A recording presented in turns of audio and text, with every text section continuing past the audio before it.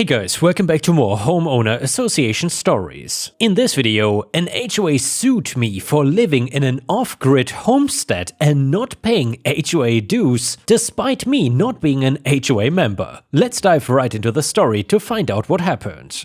My wife and I chose many years ago to leave conventional society and instead live off the grid for a while. We did not plan for it to be forever, but things just kind of ended up in that way. My great uncle had all of this just open land here in the Midwest, and when he died, I ended up getting a big empty plot of land. Both my wife and I had been beyond stressed from everyday life and the constant checking of phones and wanting to keep up with the latest things. Stressing about money more than anything else, and we just wanted a break from it initially. On the land we started to homestead, and for those that might not fully understand, I will try my best to explain it. We built our house with our own two hands and tried to be as self-sufficient as we possibly can, making the most of our own food with growing and raising animals. We did not want to need anything from society, and it brought us so much closer together, since now money was not even in our minds anymore. So it was just about taking care of ourselves and surviving. I felt like homesteading might get a little bit of a bad reputation because of the people that are the loudest about doing it are the ones that most people consider crazy. The people who think that living off-grid means the government cannot find you,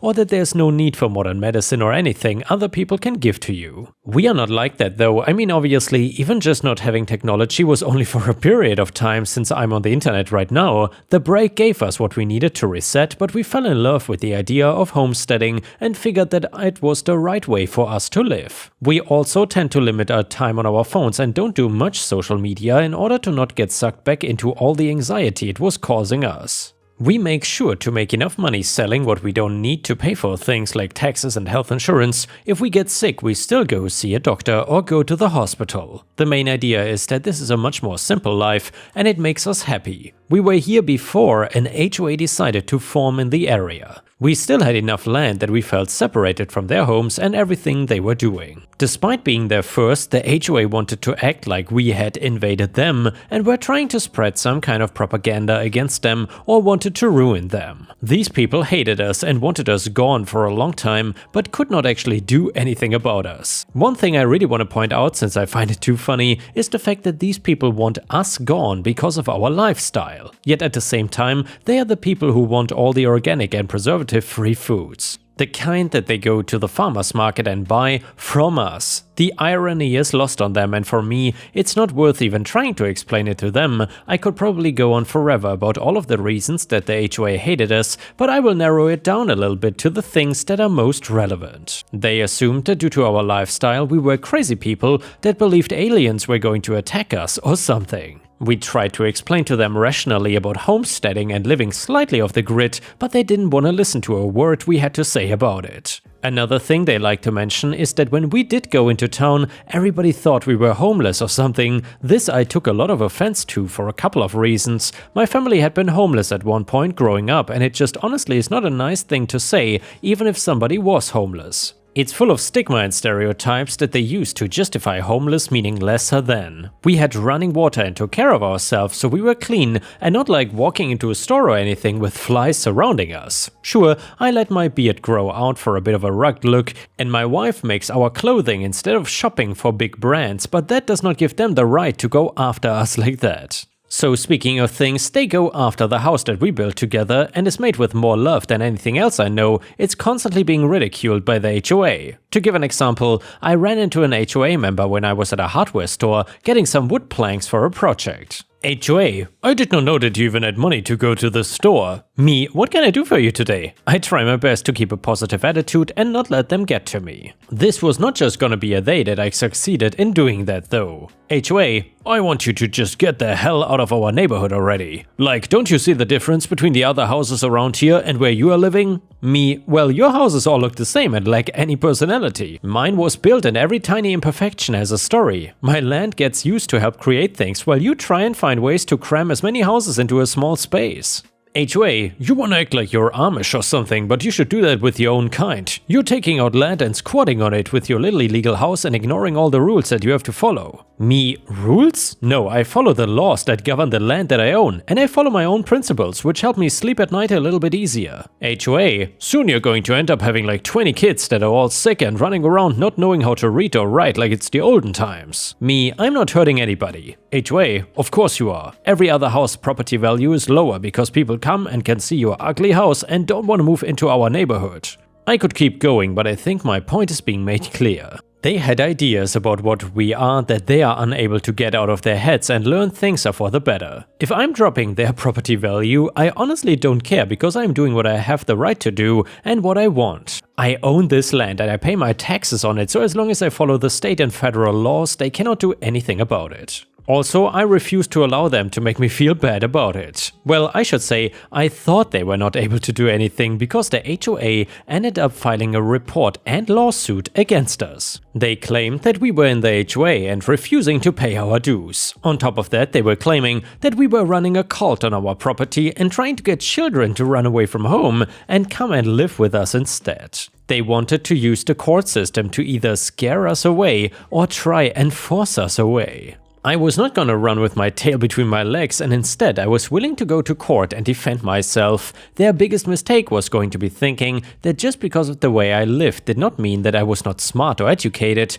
The first issue was fairly easy to solve because I had the deed to the property showing that it was older than the HOA, meaning I could not be forced into it. They really believed I would not be able to show a deed and tried to claim that I did not own the land and was just squatting on it and not being stopped. The HOA could not help themselves and tried to claim that I was lying and there was no way I was actually making money and legally living on the land because of how I looked. He claimed that if I was a farmer or something, I would still be part of society and the only people that don't integrate fully into it are homeless or insane. Again, trying to make the idea of being homeless some big horrible thing, which just makes me angrier than anything else that he had been saying. I think it made the judge angry too, because you could see the more the HOA president spoke, the more it looked like the judge had eaten a whole lemon. It was firmly concluded that it was my land and I did not owe the HOA any money since I was not a part of them. They could not try and take my land as payment like they wanted to either once they found out the land actually did belong to me. I guess that was their plan B. With that out of the way, it came the harder thing to prove to the court. The thing we were trying to prove to everybody, that we were just living a peaceful life and self-sustaining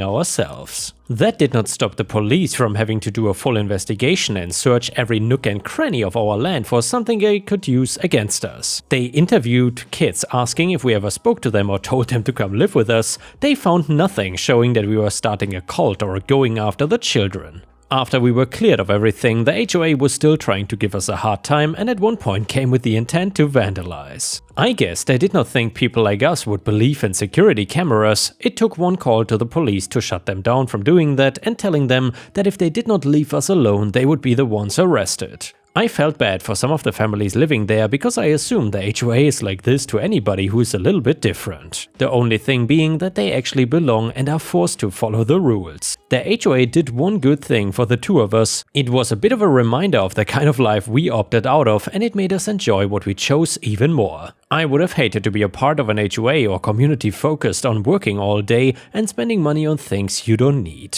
Homesteading is not for everybody and we don't judge people who don't think it's for them. We just hope that people stop judging us and hating us for living the way we want peacefully. And now let's move on to the next story. It starts like this. So first of all, we don't really have these kinds of people in Sicily and the UK. I grew up in Sicily and spent a while in the UK as well, where I'm originally from, so when I moved to America and became engrossed in American customs, I instantly fell in love with Karens. I came over to America with my granddad, mother and father when I was nearly in my 20s and I am now in my 40s. We moved to LA and have been living here ever since. I love this country and I love how passionate Americans are. It reminds me so much of home and how passionate people there can be. And well, my passion is ice cream. I love ice cream and I would eat it at every meal if I could. So naturally, coming to such a hot place in America, I thought the best thing to do was to open an ice cream parlor. My mother and father helped me out a lot, though they were mostly busy caring for my sick granddad. His sickness was the reason that we came to America in the first place, to get better care that he couldn't get in Sicily. I did not open a parlor right away, I worked for one, and in time I became supervisor, and from there, when the manager at the time retired, I took over the business and his business became my business. We do all sorts of things, not just ice cream, we do waffles and flapjacks, sundaes, milkshakes and crepe.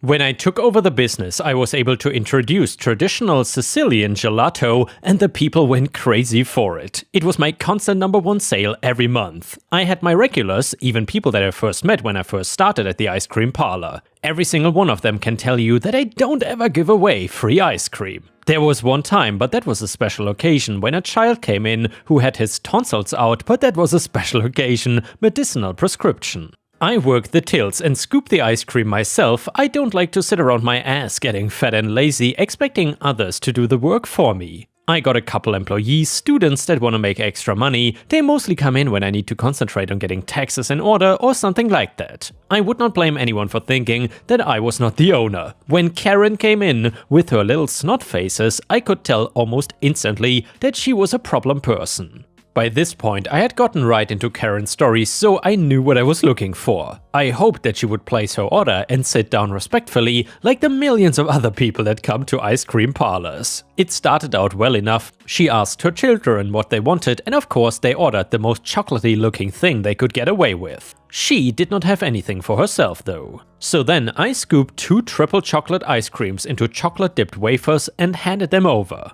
Karen takes them, hands them to the children, who are already looking wide-eyed from a sugar rush before they've even tasted the ice cream, and I make my way across to the till expectantly. I look up, however, to find that she's not coming down to the till, she is instead making a beeline for the door. I'm confused by this. I've never seen anyone think that they didn't have to pay for my ice cream, so I was not sure what she was doing. I assumed she got distracted by her children, one of which was rather loudly pronouncing their brother had the bigger portion. I made a sound to get her attention and point out that she has yet to pay for the ice cream, and she looks at me square in my eyes and says, "Oh, I don't have to pay." I think that I misheard her, but she repeats herself when I ask, and I'm stunned by this. I'm thinking that she might have some sort of medical condition that allows her to get free ice cream, or maybe she won some competition where she gets free ice cream for life from anywhere she wanted. I look at her and say, "What do you mean you don't have to pay? Everyone has to pay, no?" This is when I'm expecting her to bring out a letter or a card or something that would explain the reasoning behind her free ice cream. She does not do any of that and simply says, "Well, I'm the owner's daughter. I don't have to pay." My heart jumps and my head is crowded with thoughts. Do I have a long-lost daughter? Well, that cannot be. She must be mistaken. Ma'am, this is OP. We don't give out free ice cream. I was hoping she would realize she had perhaps stumbled onto the wrong ice cream parlor, but she retorted, "I said I'm the owner's daughter. I don't have to pay." Then I thought she's just trying to rob me of my ice cream and that she was trying to scam me or something. So I tell her that I'm the owner and I don't have a daughter, I have 3 sons. She instantly goes red in the face like someone flipped a switch. This is not red-faced from embarrassment, mind you, this is red-faced with absolute rage, and she is screaming at me at the top of her lungs. I'm thinking that she was a banshee. The children are looking woe-stricken and like they are about to cry at any moment. "You're not the owner. I know the owner, and they're not you." She's shouting at me. I'm doing my best to ask her to calm down, which I should have realized is a surefire way to get a Karen even more riled up. However, it's standard procedure when faced with an irate customer. I have dealt with a fair few in my time, and every single one I have managed to talk down or simply got to leave. But I am facing a Karen of epic proportions. She starts stomping around my parlor, making the other customers feel threatened, and she's demanding that I let her have free ice cream. No chance, lady, everyone pays. Karen does not like it when I say no to her and ask her to leave. She picks up one of the stools, aka chairs, and launches it at me. I could have sworn I bolted them into the floor. I managed to duck out of the way. It doesn't do too much damage, but the display counter gets cracked. At this point, I'm asking everyone else to leave for their own safety and hustle everyone out of my parlor, leaving Karen to vent her rage in the parlor. I'm okay, I have insurance, but a crowd was starting to build as they all come to watch Karenzilla at large. When I go back to ask her to leave as she will be in a lot of trouble with the police, she then whips out her phone and declares that she will call the cops on me, she has rights, and I was being racist.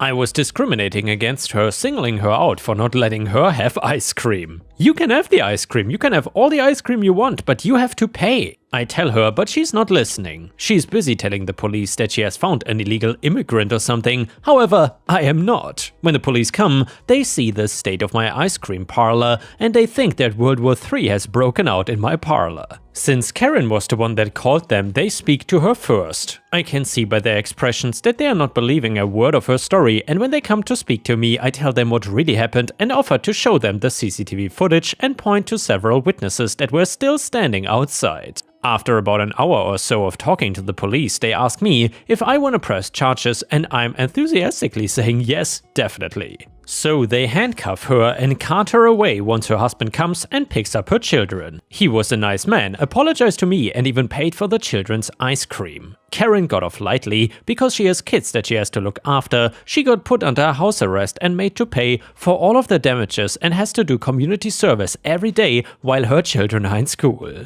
I love this country and I love the freedom it gives people. I can now say that I have my own Karen story too. God bless us all. And yeah, Ripe Stars, I gotta say, I really hope that Karen's kids turn out way different than her. Either way, if you enjoyed this story, please don't forget to like the video and maybe even leave a comment, because that would help me tremendously. Thank you so much, and now let's move on to the malicious compliance story of this video.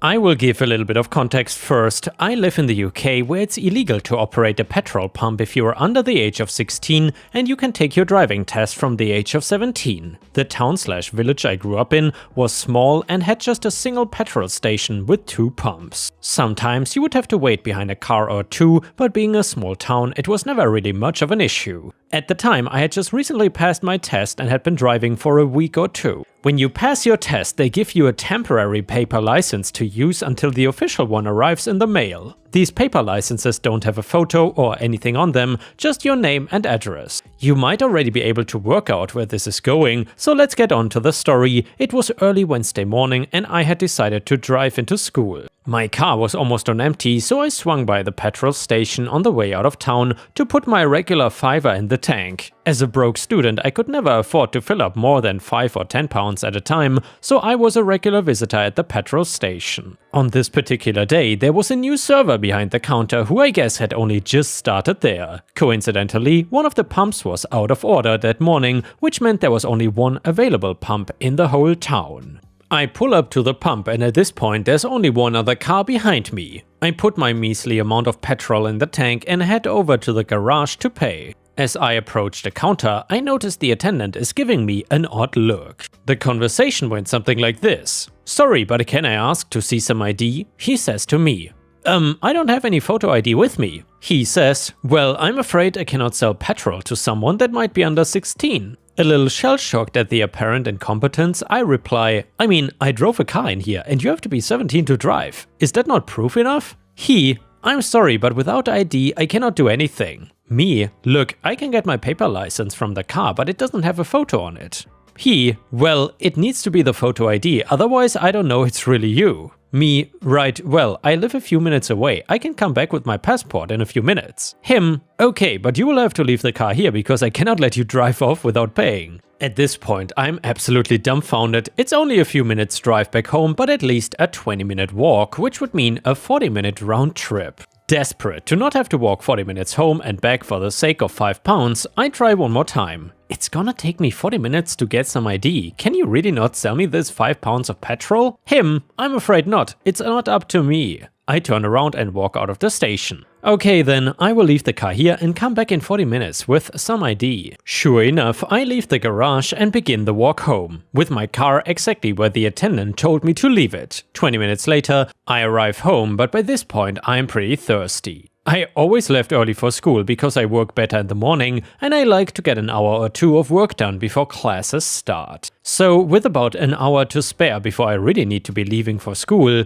I decide to make myself a cup of tea and maybe have a second breakfast. All the while, I'm fully aware that my car is currently locked and parked in front of the only petrol pump in the whole town. About 15 minutes pass, by which point I've had a cup of tea and second breakfast, so I pick up my passport and head out the door. Almost an hour after leaving the garage, I arrive back, passport in hand. Sure enough, there's now a queue of 10 to 15 cars and a very panicked-looking attendant trying to explain to a horde of angry customers why they have had to wait for almost an hour to fill up their cars before they can drive to work. At just about the same time I arrive, the guy's manager shows up. I explained to the manager that I had to leave the car here because without ID I had not been allowed to pay for the petrol, and without paying for petrol I had not been allowed to drive the car anywhere. Long story short, they ended up issuing over £200 in free petrol to the waiting customers, and I was never again asked for ID. Edit number 2, a lot of people seem to be asking why I didn't just drive off and leave the money with them,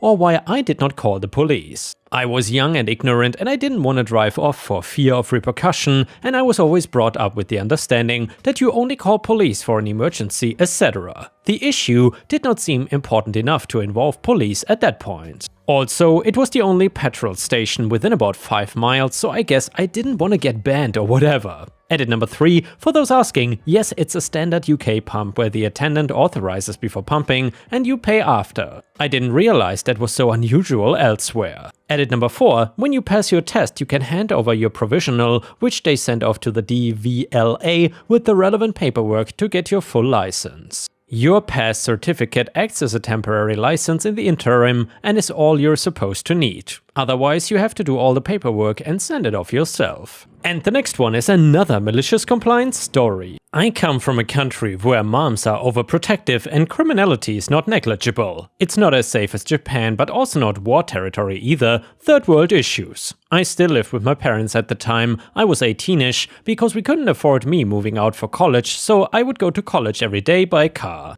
Well, I had a car of my own. It was more than 10 years old back then, but was well taken care of. It was nearly a necessity having a car where I lived. Not having to take the bus was a huge plus. No trains and subway over there. My daily routine would consist of driving to the campus, classes, internship and gym, all of which were in the campus vicinity. Fast forward 3 years and I was in my last years of college and university, and I could afford, with my mom's help and my part-time job, to replace my old faithful companion. We managed to get a good second-hand car from an acquaintance, and she agreed that I would pick up the car at a dealership. The details are not relevant. On the day itself I show up, get the keys and documents, and everything is okay. I call my overprotective mom and let her know it's all good. I then do the usual route after classes, internship and gym, but because I had to do extra car stuff I was a little late on my schedule. By the time I leave the gym it was already 8 to 9ish PM, and I noticed that my phone was on top of my wallet where one of my badges, probably internal university ID or something, triggered the NFC whatever on the phone over and over, causing the battery to dry completely. No biggie, right? Well, here comes the second part of the huge wall of context with another key info. My mom had her car stolen at gunpoint, something very uncommon in our city, a couple of years before that, and since then she was a bit paranoid with the whole driving alone after 7 or 8 PM thing. Therefore asking me and my sister to always reply SMS and or pick up the phone/call back within 30 minutes. When I get home, I see my mom, my dad and my sister all waiting for me in the living room, with their faces representing a mix between relief and "Where the F were you, you son of a gun?" I get my ass chewed hard by my mom because I supposedly turned my phone off on purpose, and she thought that I got kidnapped with the new second-hand car. She called the university, their security department, the police, a couple of friends of mine, and the gym. The person working at the front desk also made sure to tell my mom, "I didn't see him here today." Yada yada yada. She made me promise that I would tell her whenever I would leave the gym, class or any other place that I might be late home. Here is what you were looking for, the malicious compliance. I said okay, if that's what she wants, she's getting it. My dad, in a mix of "do as your mom says" and "it's not really my problem," agreed with her. Smartphones were a thing, and so was an app fresh out of the oven called Tasker. I use Tasker for little things like switching to silent mode when inside the campus, switching on and off all kinds of stuff you can imagine, based on time, place, battery life, etc. You can already imagine where this is going, right? So I added a few extra rules that would send an SMS every time I would go in or out one of those areas to all my family members. Enters gym, SMS mom, dad, sister, I'm at the gym. Out of the gym, SMS mom, dad, sister, I'm out of the gym. This for all the locations I mentioned previously: campus, classes, internship, gym and home. An important detail is that sometimes the phone's GPS signal jitters and wobbles a little, so the texts would be sent sometimes 2 to 5 times per location, as the phone's location would alternate between in and out of the specified areas. After 5 minutes, my sister texted me back, "Please stop, I get your point." After half an hour, my dad texts me back, "I'm at work, can you please stop texting me all the time? Just text your mom." 2 hours later, not following the 30-minute rule by the way, my mom replies, thinking it was not an automated message, "Hi son, thanks for letting me know. XOXO, mom." On the second day, my mom figured it was an automatic system in place, and after 7 days, she also got tired of it and just asked me to inform her whenever something extraordinary happened instead. And yeah, ripe stars, I gotta say, if I had those kinds of parents when I was younger, I would have probably gone crazy. I mean, clearly this mom only wants the best for her son, but still, that is so annoying and so far overreaching, at least in my opinion. I really feel bad for OP. But then again, props to him for this amazing malicious compliance. Very clever. The next one is titled The Great Revenge. In my high school years, I had a typical high school job of fast food worker at Arby's. Most of the job was very easy, and it was surprisingly fun unless there was a real idiot manager that happened to be working that day. Oh well. This is a story about revenge on a boss/manager. Our store had a real gem female manager that was very out and open about her hating men. She was a lesbian, nothing wrong with that, and made it very clear to all males that she absolutely did not matter to her. She would give women extra breaks, allow them to be late, give them free food, etc. And the males on the other hand were treated like actual piles of dog doo-doo. The manager would leave us alone during busy times and sit in her car. She would take insane amounts of smoke breaks and whine and complain at us when she would come back and things would be all backed up. Eventually, several months of her garbage attitude and clear hatred got the best of me, and one day I had enough and I hatched a plan. Arby's at that time used to take call-ahead orders on large workplaces or party orders. People would call in and say they needed X amount of sandwiches for a luncheon. These call-in orders did not need to be verified in any way. Anyone could really call these in. I heard a different manager one time explain to someone that if someone were to call in a $300 order and ditch the order, well, he would probably get fired for allowing that much beef to get wasted. The roast beef products at Arby's are treated like gold. One day I knew this manager was working with me and I executed my plan. About halfway through the shift, I used the bathroom and texted a friend that was willing to help me. I simply texted him, "It's go time." My buddy then calls our store and puts in an order for 200 roast beef sandwiches, which at that time would be about $300 to $350. This did not affect me whatsoever because I was on drive-thru that day and did not need to make food. My manager immediately gets pissed that she had to make all this food and starts the process. After about an hour, she gets finished and goes on a tirade about how stupid everyone at that store is. Over the next 2 hours, it was next to impossible for me to hold in my laughter, as I could tell she was growing very angry and worried that the order was never getting picked up. I started noticing her making phone calls to other managers and upper management people about what the hell to do with 200 roast beef sandwiches. Eventually, it was time for me to clock out and go home. So I did. Over the next several times I worked, I noticed I was not with this idiot manager anymore. In fact, I never saw her ever again. She either quit or was fired. I guess I will never know. The next one is titled, It Just Took a Few Bucks. Oh, and by the way guys, I forgot to mention, if you have any stories about awful bosses or managers from hell, then please feel free to share them in the comments or on r/ripestories on Reddit. So this one starts like this. I had a best friend of 20 years and decided to help him convert his entire basement into a grow room. More than that, I taught him everything I knew about growing marijuana, which I learned over the course of a decade, and I was fantastic at it. Things were going very well and the crops were looking very good. When it came time for me to get my investment of $7,000 back with no interest, he decided to completely F me over. I was going through a very nasty divorce at the time and my ex had just left me a few days earlier. He had the money to pay me, but he just said no. He did not think I deserved it because I bailed on during a harvest the week before. So I bailed on him for one night because it was going to be the last family dinner I would ever have with my stepson, and he knew that in advance. I was too defeated and broken to do anything about it at that moment, but I thought of all the awful things I could do to him, his car, his house, etc. After a few weeks, I decided to simply send him a gift instead of committing a felony of some kind. So I found a website called Ruin Days where they sell all kinds of things you can send anonymously through the mail. I chose the spring-loaded glitter bomb and it did not disappoint. I really hoped that he would open it in his truck so it would be a reminder of me every day he got in it, but he opened it in a much better place instead. He wound up popping the top of the large spring-loaded canister in the grow room itself. According to his wife, it destroyed over $1,000 worth of top-shelf processed wheat, and it was blown all over the plants currently in bloom. It ruined 12 heavily budding plants, setting him back by over 2 months, which roughly equates to $6,000 in potential profits gone.